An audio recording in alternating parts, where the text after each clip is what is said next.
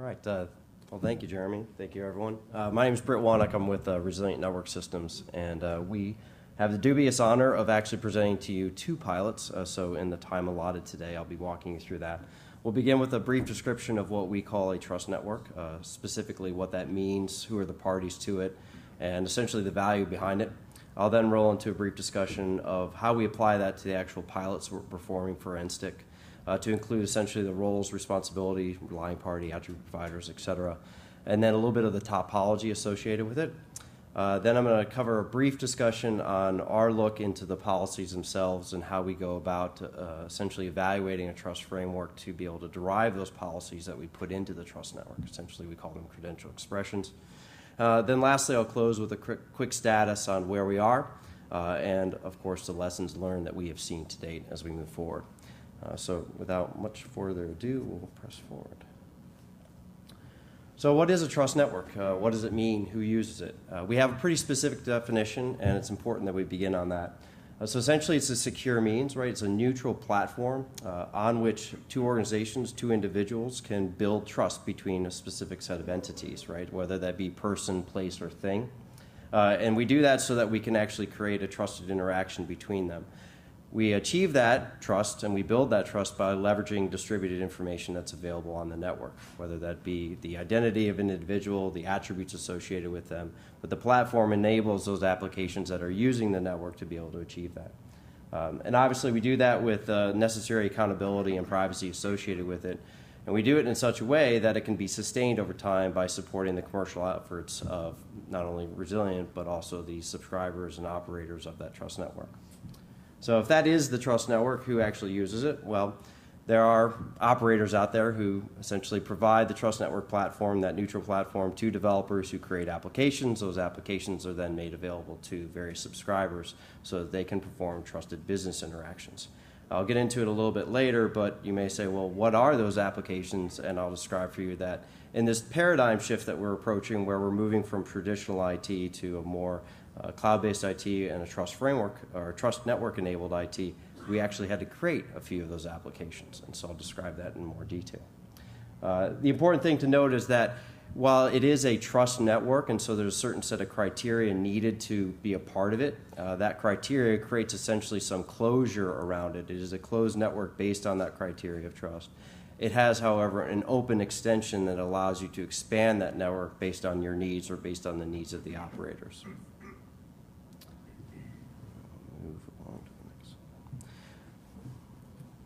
So there's some key features that we deliver inside of the trust network as well. Many people talk about identity, access control, privacy, and discovery.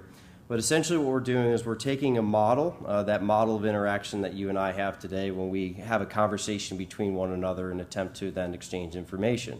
That model is a decision-making model, right? It's one in which you and I receive inputs from each other, and then based on those, we choose to share certain amounts of information, and we choose to obscure other information behind that.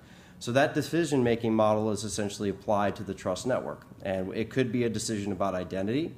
It could be a decision about access control. It could be a decision about how I want to discover objects that are in the Internet of Things, or how I want others to discover my resources that are available out there. And of course, there are certain times when I want to protect that information either for security reasons or for privacy reasons. And so each of those functions and features is provided within the trust network platform and can be employed by essentially the operators and the developers that build applications for it. So now on to the meat of the matter. These are the pilots, and as I mentioned, there are two of them that we're pursuing. They have similar goals, and essentially that's the exchange of sensitive information for both healthcare and education. Breaking down a little bit further, when we look at the one, it's called Patient-Centered Coordination of Care, or PCC. Essentially, we're establishing a trust network or a set of trust networks to facilitate the coordinated care between a primary care physician and a consulted physician, in our case specifically a cardiologist. There are several methods that exist today to be able to achieve that information exchange. The two that we focused on here are, one, e-referrals, right, the ability to send a referral from one doctor to another, so that new doctor can then treat the patient for a specific case, as I mentioned, a cardiologist in this instance. And the second is being able to receive some level of clinical decision support. I'm a novice in healthcare. Thankfully, I'm young enough to not have to get there very often. But I've soon learned that if you have complications with drugs, that it fits under the clinical decision support. So it's important for doctors to be able to receive information about what's been prescribed by one physician, certainly in a consulting case where they may prescribe an additional prescription that could have complications. That's an example of what we're trying to achieve within the PCC pilot. We now look over at ZIPS, Zero Knowledge Protection and Privacy Services, essentially, and here the focus is on educators, students, and parents. The idea being that we want to, one, provide some alternative means for which we can perform authentication. There's some unique challenges when you bring those three entities into the mix. And it's not only for access to things like school records that exist for a parent-student relationship, but there's also education and online content, whether it be Khan Academy, Pearson SuccessNet, or others. There's a general shift in education towards providing greater access to online materials and online media. That needs to be, one, accessible to students and to parents, but also done in a way that preserves the privacy of the individuals, especially the younger children. So what's our timelines? I will note here it's a little bit different, right? You'll see there's only 1 year. So we are attempting to do in FY13 these two pilots. We actually combine them together into one particular effort, still maintaining them as separate projects within our scope itself. We've progressed through the discovery and planning phase. We're well into the prototyping and the validation phase currently with our members and partners within the pilot. And we're completing the integration of those efforts sometime here at the end of May, beginning of June. We'll then complete our initial testing to verify that the actual output is what we expect it to be. And we'll proceed into our pilot performance in the months of July. As we progress through July and then into August, we'll be measuring the pilots against our performance metrics and also looking at them from a commercialization perspective. Obviously, you might say, well, what are the key things we'll be looking at there? We just covered the NSTIC principles. That will certainly be a part of it, but we're also looking to see the viability and sustainability of these models from a commercialization perspective.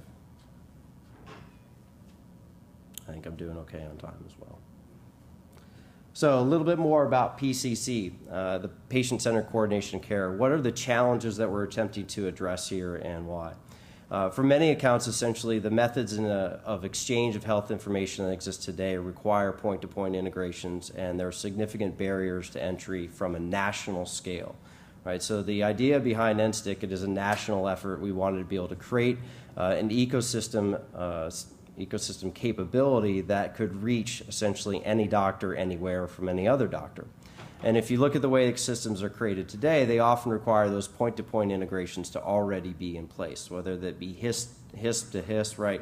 The actual service provider, health information service provider directories need to be connected. There's an exchange of certificates, and there's an integration effort that goes on in order for that to occur. Additionally, there are significant challenges around privacy and the protection of both the PII associated with an individual as well as their actual health information. That comes into play not only in meeting things like HIPAA, but also simply in being able to provide relevant results back from a clinical decision support perspective.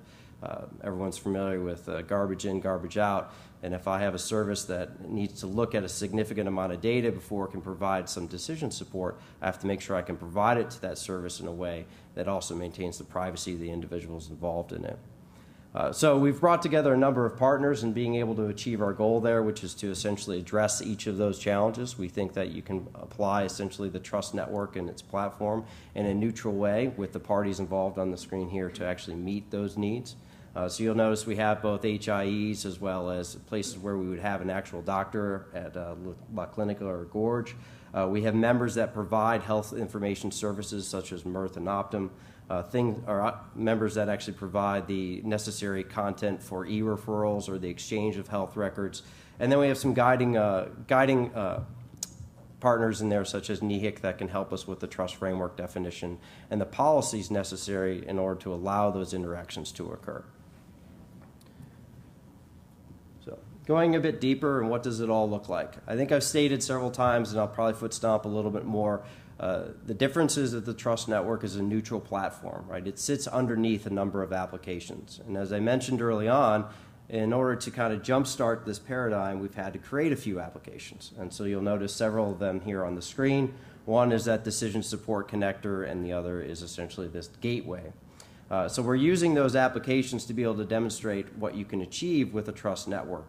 And you'll notice that it underlies each of the components, including the attribute providers and the identity providers. And so by connecting them together in the trust network, where you can essentially establish the necessary policies, we're able to allow services to be dynamically brought together. And I'll walk through it a little bit more in detail, but there are two pilots demonstrated here. One is the national direct messaging, right? So you'll see a doctor on the left and a doctor on the right. They exist anywhere in the nation. And now, down at the bottom, then, I'm able to bring in National Decision Support Service. And what's the binding factor? It's the trust network underneath. And I'll get a little bit more detail and show you what it actually looks like. So how does the topology actually come to play? From a reference point of view, you'll see that there are various colored circles on the chart. They represent individual trust networks that are operated by the entities that are participating in this. So we have La Clinica or Gorge, which is an HIE, and there's a doctor there up in the Northwest. They're operating both their own direct gateway as well as a trust graph service. I'll describe that in a bit. And then on the other side, you have a receiving doctor or the consultant physician.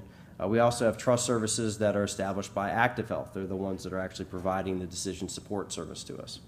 And then there's two other portions in here. One is the ability to access essentially those IDPs or those attribute providers or attribute authorities, right? And they too would actually have a portion of a service running from the trust network that they would be in control of. So you'll notice that there's really no centralized hub in this because it's a network. There is one caveat to that. In order to get the pilots moving, the resilient aspect of it is that we do operate for the pilot both the trust broker and the access server. Those are components that allow you to essentially adjudicate the policies, right? So if I have a resource on the network that is that e-referral that I, the new consultant physician, am attempting to reach, when I try to go to that, there's a certain set of credentials I need to earn. I need to earn the I am a doctor. I need to earn an attestation of treatment for that particular patient. And I need to earn that I'm actually the individual that they think I am. So that authentication and authorization occurs within the trust network, and it's brokered by those two activities, whether it be the access server or the trust broker interacting with the various IDPs to achieve those credentials. Only at that point, when I'm able to satisfy the policy associated with getting to the e-referral, am I actually allowed to see it on my browser.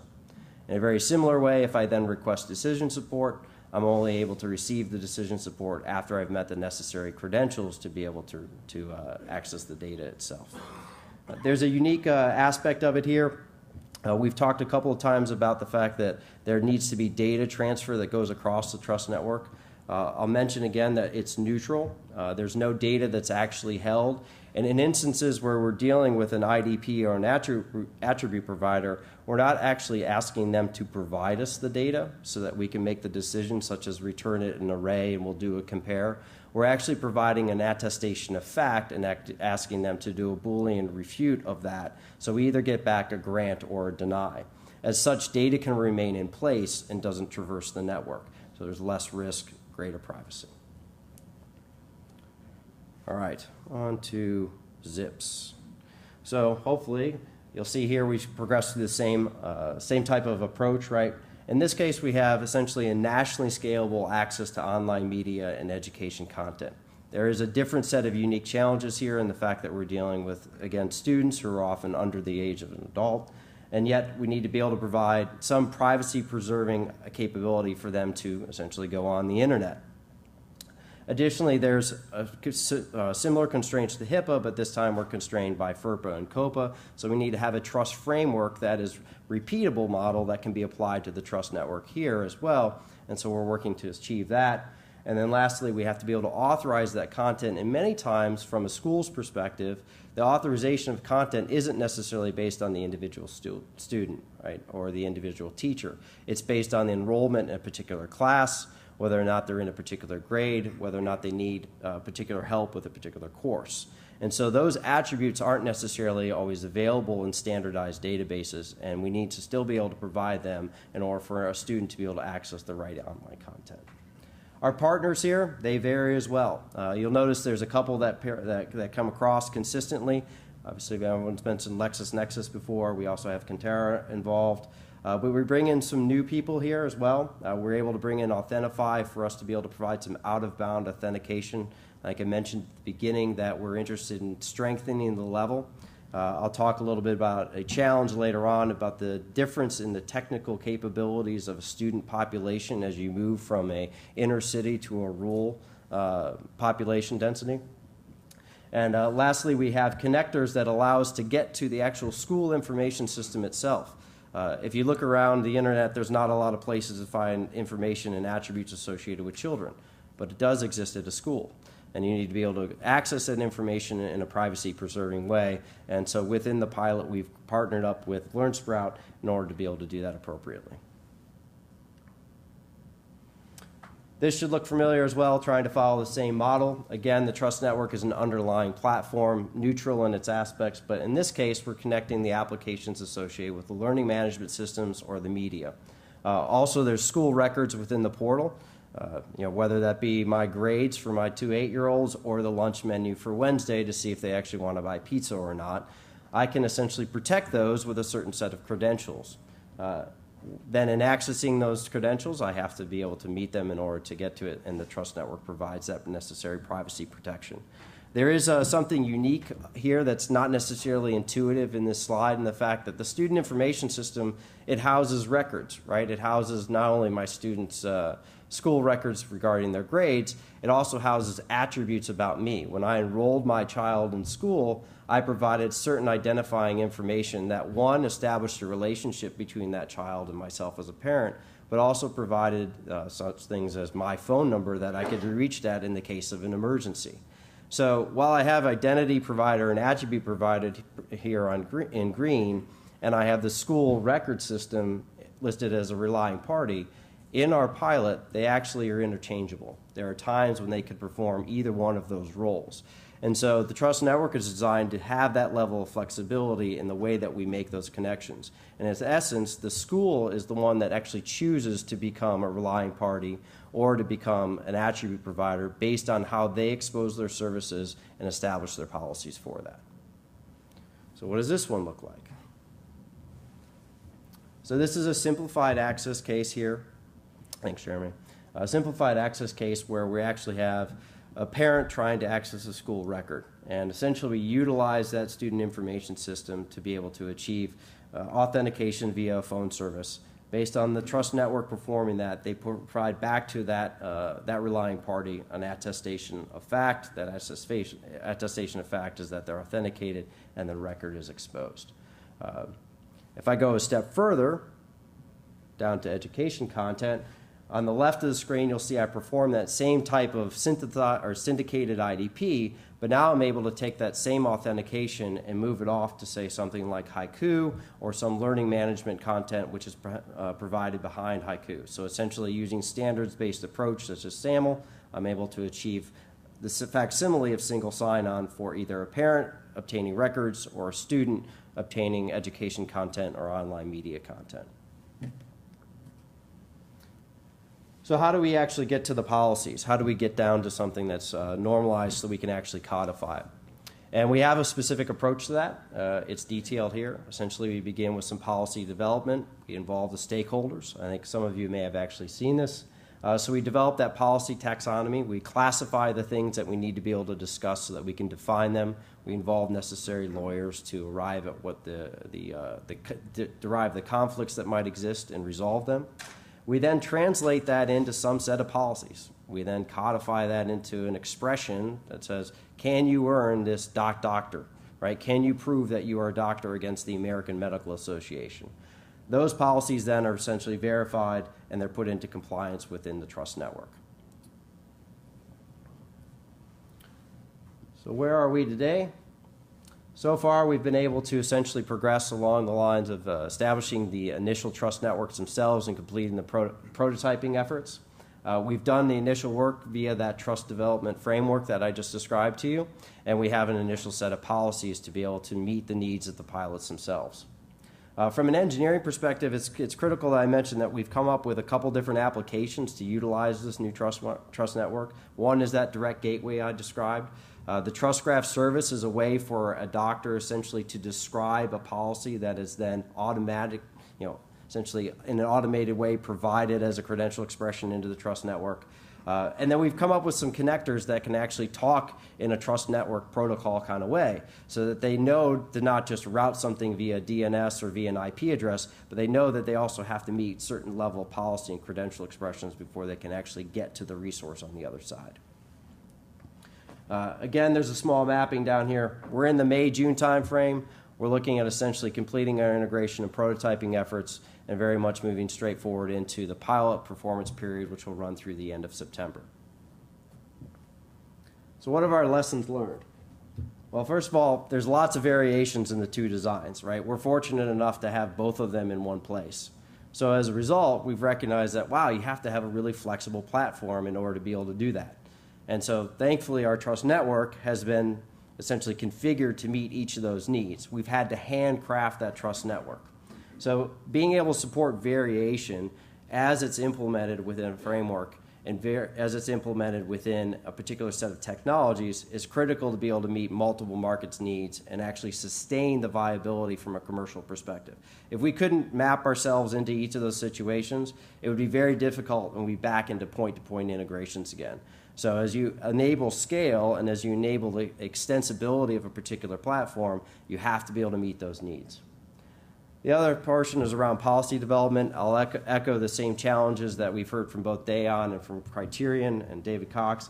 It's really hard to get the contracts in place. We're encumbered by our old methods of doing things with legal pieces of paper, service level agreements. Well, what if this breaks? Who do I call? And the like. So achieving an actual policy framework out of that is difficult and taxing, and frankly, it's taking up a large portion of our program operators' time.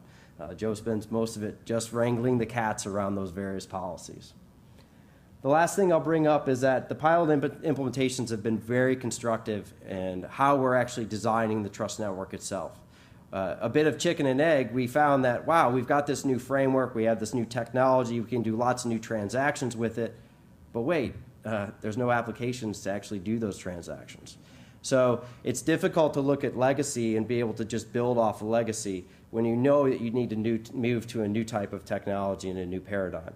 So in these pilots, we've been able to bridge both, but a lot of it has been because we've taken our own platform that we developed, handed it to some of our own developers and said, now build a new application that actually uses it, externalizes your authentication, externalizes your authorization, effectively externalizes your decision making out on the network where you can actually leverage the distributed knowledge that exists, much the way that you and I today would have an interaction in the public market space. I believe if someone would like more information, I'm here. We'll be part of the cocktail hour, as will the rest of my team, and I thank you for your time.